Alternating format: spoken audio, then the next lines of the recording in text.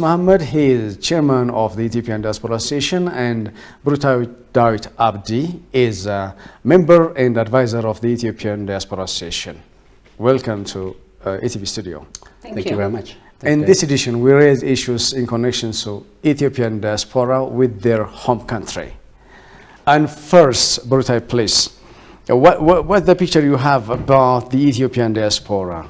Nowadays, it seems that their beauty is blossoming. How do you find it?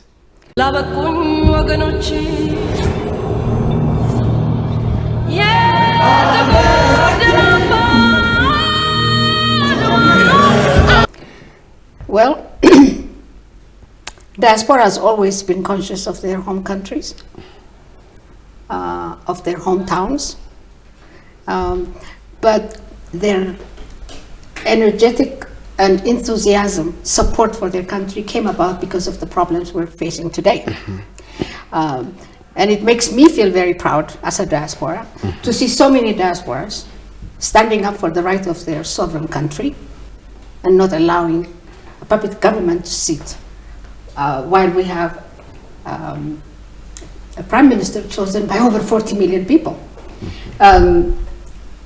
Diaspora has helped financially during this period, and they still are helping financially.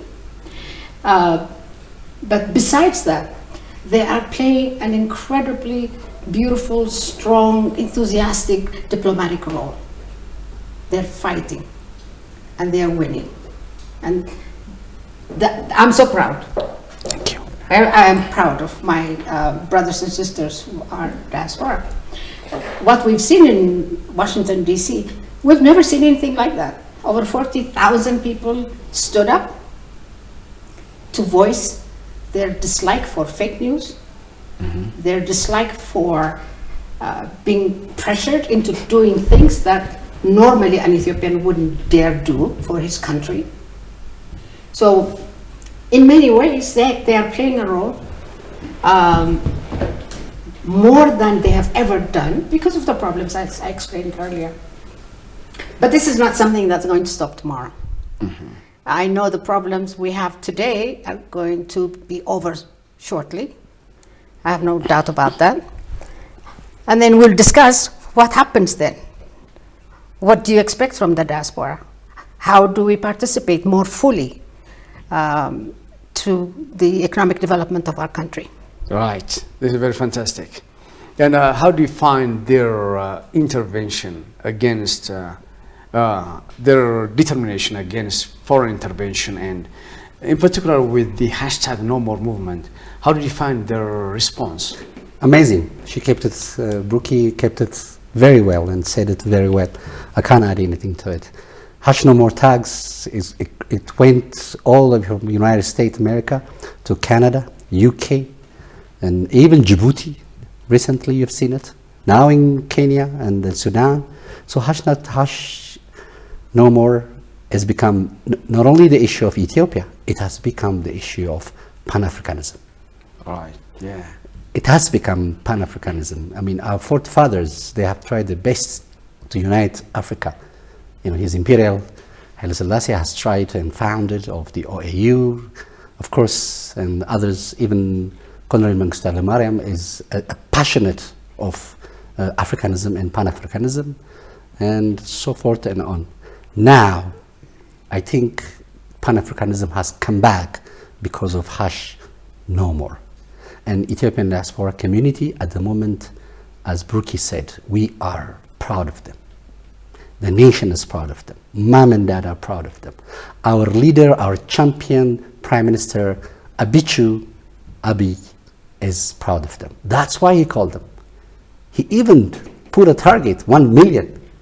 It looks impossible to achieve, but it may exceed the number. Diaspora. They've done a lot for this country. There's no question about that, especially now. And if you don't mind, I will tell you, to a certain extent, the amount of money the diaspora has really helped, okay? For the dam, 190 million. For COVID, 283 million. For rehabilitation and for the defense force, 600 million. For voluntary services, 103 million. This is not easy money because the diaspora has to work hours and hours. It's not like working in Ethiopia where you work only for maybe 4 hours a day to be really productive. There you have to work your 8 hours or your 8 hours. They work very hard to send this money, and we should be very grateful. You're right. Riz, may you add something about the bridge we mentioned? Burtait mentioned that there are lots of the diaspora community here with their knowledge and all the resources that can contribute for the development of this country, but not managed well. Why that's happening? Well, she said it very well. How our country, let's stop blaming the government. So let's take the responsibility, all of us, including you, me, the government, and the institution. They have negative mentality toward the diaspora, whether he's a resident here or abroad. True. So that has to be really, really looked at it. So this is a fault of all of us. So we should stop finger pointing. But let me come back the current issue, as she mentioned it. The 1 million diaspora, or the diaspora community who has not come to Ethiopia, for the next 1 year, if they continue sending the money through a proper channel, through the bank, the remittance will be double figure, just like our economy that we've done in the past. Yes, we'll get back to it. Okay. I want your answer. Okay. Why it was not able to be managed? Why I'm insisting you? Or because identified. You are, yes, chairman of the Ethiopian Diaspora Association. You know the gaps, you know the problems, and you know what solutions can be. We've been, okay, to be honest, this is the fault of the government. But we cannot blame the government at this time. I cannot, under any circumstances, like to criticize my government at this time. My government is wounded, outside, inside. So I would not like to criticize my wounded government. The time will come. The time will come where I can tight on my government and say I can challenge you. At the moment, I would like to stand with my government. Thank you. So let me go Let's back get there. back to that point. Let me go back to that. Okay. I'm not trying to cover up. Oh, all right. But there will be time. We do, at the moment, the diaspora community, including me and Burtait and the resident diaspora, it is time to show solidarity. The time will come where we can challenge our government fairly, squarely, why you haven't used that so far. What was the reason for you to afraid of us? Why you haven't given us opportunity? We've been shouting. I can give you an easy example. I have been shouting, and you know that. The whole media know that. Burtait also, she's been encouraging me for a representation of the diaspora in the parliament. We don't have to. Just saying that. I have been shouting. A minister in Ghana, in Nigeria, in Sudan, in Egypt, in India, Sri Lanka. The diaspora is managed by the minister office. They do have a minister. We used to have just one director general. Thanks to the government, we have an agency. It's been tested, it's been tried. We are still trying it. It's okay, it's success. But the time now is to stand solidarity with our government. When we finish our problems, when we bury our enemy, this junta, then we can come back to our government and we can. But this warring situation, the war in the north part of Ethiopia has ravaged almost part of the country. Schools are distracted, health centers, hospitals, all public and private institutions damaged. This tells you that lots of resources are needed now, lots of money are needed. So one of the major source for compensating this part of the damage would be from the diaspora. If the diaspora channels money in a legal way to the country, it would help So, Brutait, Well, what do you tell us about? we have to compare our country with some of our African brothers. Okay. We have a population of 120 million. Right. We have a diaspora of 40. 5 million. 5 million. 5 million. China has 40 million. Okay. If we look at Kenya, for instance, with a population of 54 million, they get $3.1 billion a year. Okay. This is what they got last year. All right. Okay. And Kenya doesn't have that many diasporas. Nigeria does. Ghana does. Ghana, for instance, has a population of 31 million, and they get 3.6 billion. So I looked at these figures, trying to find out, are we contributing enough relative to our population abroad? Are we? I don't believe we are. Okay. Okay? I don't believe we are, because Somalia, next door, with a population of 16 million, got $1.7 billion last year. 1.7 from all these, population of 16 million. So what's going on with our diaspora? Okay, with 5 million out there, we're getting 2.4 billion in 9 months. You just mentioned that there is going to be a lot of reconstruction. Right. There's going to be a lot of work that is waiting to be done. The question is, with what money? Diaspora, of course, will contribute, but how do we urge this diaspora? How do we push them to a point where their contribution level will be higher, at least during the period that we're in today? Okay, so for me, $3 billion, or 2.4, as it is right now, 2.4 billion in 9 months, from 5 million diaspora is not much. The other thing that we need to look into is, we're always talking about the diaspora in Britain, in the States. We're not looking at the diaspora in Africa. There are 600,000 diaspora in Africa, Ethiopian diaspora. But I've never heard the media or anybody else talking about Ethiopian diaspora in Africa. And if you really take a good look at what they do, they're doing extremely well to make money and come to Ethiopia. Nobody wants to stay there, because I don't care how many years you live there, you're always a second-class citizen. But the minute you come across the Atlantic, you become first-class citizen. Every diaspora knows this. So if we can have a diaspora in the diaspora agency, the government agency, I think it will be extremely helpful to the person who's running the show, okay, as a consultant, as an advisor, I don't care, you can give any title to that person, but that person can have a lot of input into that office. Fine. Idris, tell me about your short-term plans for the 1 million diaspora that are expected to come here. I agree with her in the agency. I mean, the agency must this time put somebody from the diaspora community as a voluntary work or as advisor. Never mind, we have a consortium, which is a member of associations. We do work very closely with the agency, but that's not enough. On a daily basis, there should be somebody, a diaspora representative in the agency, a diaspora, well experienced, has a knowledge about the diaspora, whether he's from America, Canada, or from Africa.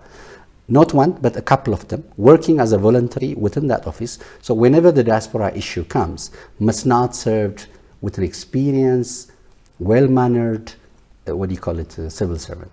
The government has, citizen diplomacy to all the embassies at the moment. That means whether the embassy is in Washington, D.C., or America, or Canada, Australia, New Zealand, or in Djibouti, that the embassy must work very closely with the Ethiopian community. Finger pointing, blaming has to be stopped. Our embassies are doing their work, yet to be seen. Bear in mind, Brooktight, this is just a young government. 3 years, the 2 years in war. No.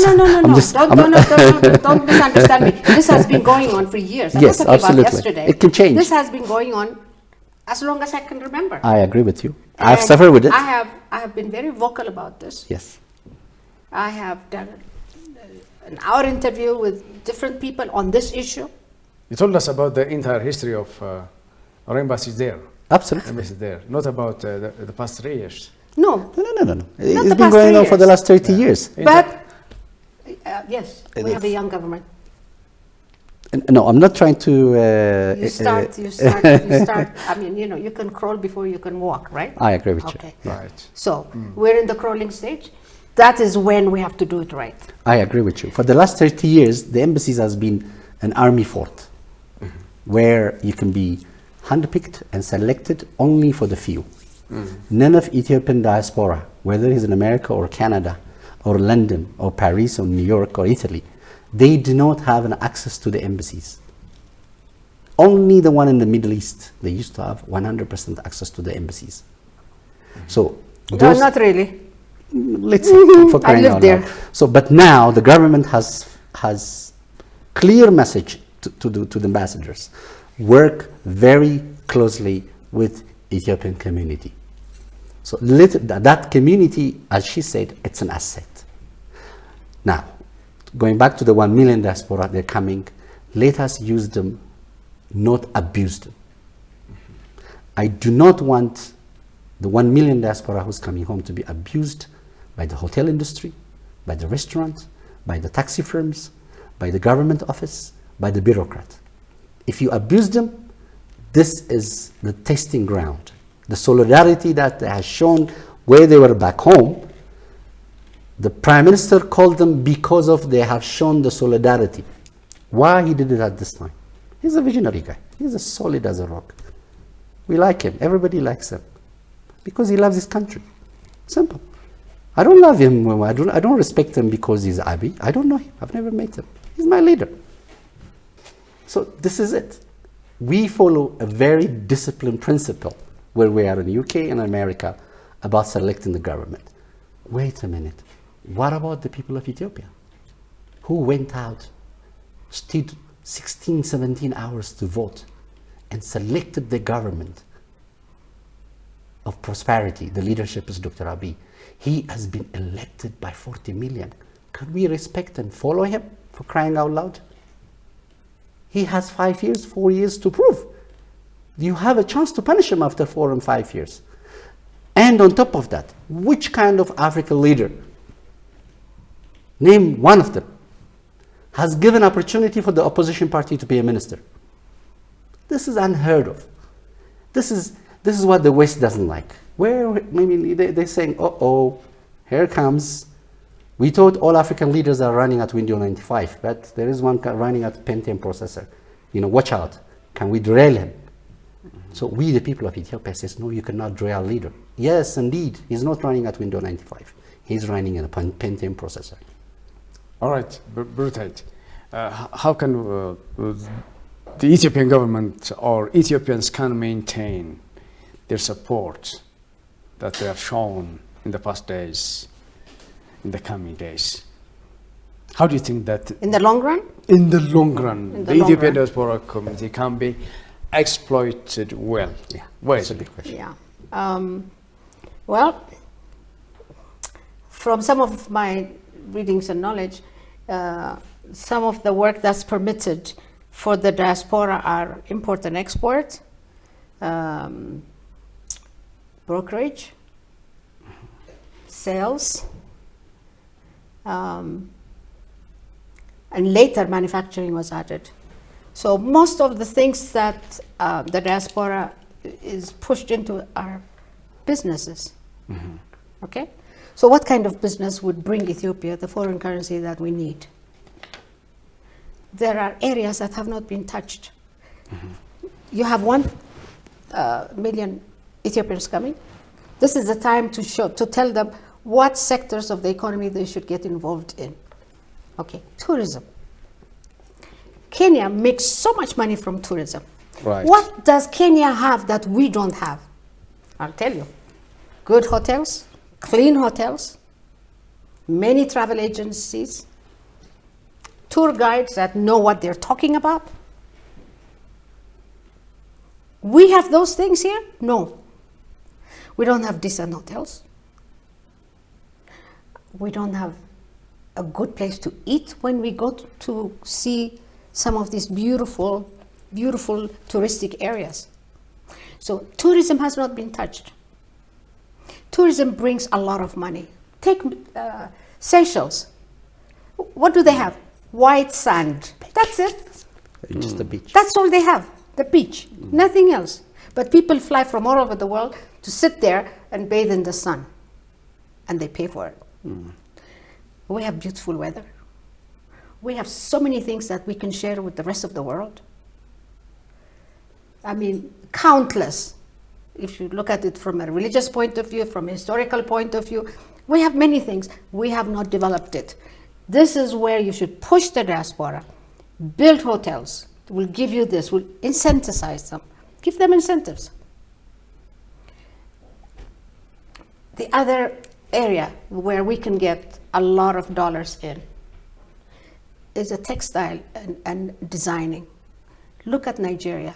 Look at South Africa. Do you know how much money Nigeria makes a year from their designs? It's unbelievable. Here, there isn't, and I did a 1-hour show on this too, there isn't one store you can go to and buy a dress made by an Ethiopian, couture, okay? The reason being, the sellers don't want anything that's made in Ethiopia. They rather have a label that says made in China or Turkey or Malaysia. Why is that? South Africa makes tons of money from textile and designing.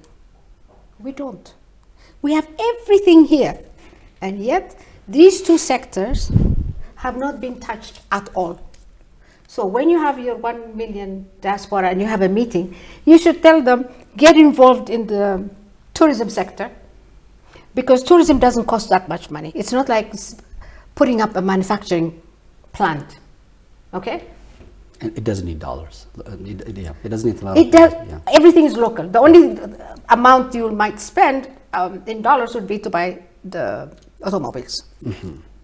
Okay? Outside of that, nothing else. But they can generate a lot of dollars from outside. The reason I say this is also because there are foreign travel agents in this country. Okay? Do you have any idea how many tourists they bring? A lot of these tourists that come, they come through them because they have contact in their country. And these are the well-paying tourists, not the backpackers. You don't want too many backpackers because they don't spend anything. Actually, the Ministry of Tourism, when I interviewed the PR guy, he told me, well, we're trying to discourage backpackers. That's wrong. Yeah. Let them come. Let them come. Why not? Because they can relate their whatever they've seen to other people who might be interested to follow in their footpath. I don't know. There are other sectors. What we want is to make sure the diaspora's contribution to the development of the Ethiopian economy continues at a rapid and greater rate. That's my wish for my country. Okay? So after this mess we're in is over, are they going to come up with all this money that I mentioned earlier? No. They're not. Yeah. We have to be realistic. But we can ask if the money they have already spent, if they convert that into a remittance, then it can be done. I agree with you. I think we can take an example of Andinet Park, Friendship Park, Intoto Park, that the government has done. Is one of them is for tourism purpose. The Kwesha issue, the Wanchi issue, and others things. I think the government has realized that the tourism has never been touched. Tourism must be must be capitalized. That's where the money is. Yeah. At the moment, the tourism industry that the government encourage, yes. Do we have enough tour operators? May not, but they have incentive. But do we have good hotels? Yes and no. I will put it that way. I've seen beautiful hotels in Arba Minj. I've seen very, very beautiful hotels in Bahadar that's been currently has been built. Are they enough? No. But before you call the tourists, I agree with her. The infrastructures, the availability, the hotel, and a beautiful park like Andanet Park, Friendship Parks, in Toto Parks. You need to tell them, look, before you call the guest, you have to prepare the food. You cannot call the guest and say, let's do barbecue. Only in America, when they call you for a barbecue, when you go there, you think you just sit there in the garden and you're going to eat the barbecue. No. Let's marinate. That's what they do. And we British, we don't like that. If somebody called me for dinner, I'm going to eat there. I'm not going to marinate. I'm not going to wait for the fire to start, So this is the typical Americans. But at the moment, before we call, the tourists into Ethiopia, the government is in the right path. There is, I believe that the tourism ministers now has been restructured. I think. I'm pretty sure it has been restructured. So that is the purpose of the government has realized that. Manufacturing, let's continue. Industrial park, let's continue. Export of gold and silver. You know what? Let me add on the apart from that. What about natural resource? Are we using our natural resource from your information? I don't think so. Are we exporting enough gold? Are we exporting enough minerals? Are we really, do we know what we have under Ethiopia's ground? We don't. I think this is where the diaspora community outside the country, they can come up with technology and then investment and using a PLC company and investing on natural resource, on gas and petrol, in gold, in mining. Can you believe we are importing coal? Ethiopia is importing coal for the cement factory at the moment. We don't have coals? Of course we have. But we don't have roads, we don't have railways to bring the coal into, and we don't have the excavation of the coals industry. So one of the things that the diaspora who's coming for 1 million after the holidays, after the solidarity, and after the government, when the federal government comes back as a victorious back to Arat Kilo, one of the things he should look at it is how to survive the economy permanently, not patch, permanently. Can the diaspora involve in the permanent investment of this country? Yes, it can. Do we have banks? Thanks to Brookie. Yes, we have 23 or 24 private banks. And is it the time to invest, to call foreign banks into Ethiopia? I leave that question to Brookie. I don't know the advantage and the disadvantage of bringing a foreign bank into Ethiopia. I don't know. But I believe we have enough private banks, we have enough government banks. Is it a good idea to call a foreign bank? I'll leave that question to you. Well, thank you very much for your time in candid explanations brought out in address from the Ethiopian Diaspora Association. Address is the chairman and Brutait is member and advisor of the association. Thank you very much for your brilliant explanations. Thank you, Daniel. Thank you for having us. Thank you. Well, dear viewers, that wraps up the program's edition. Thank you for watching. Goodbye and stay safe.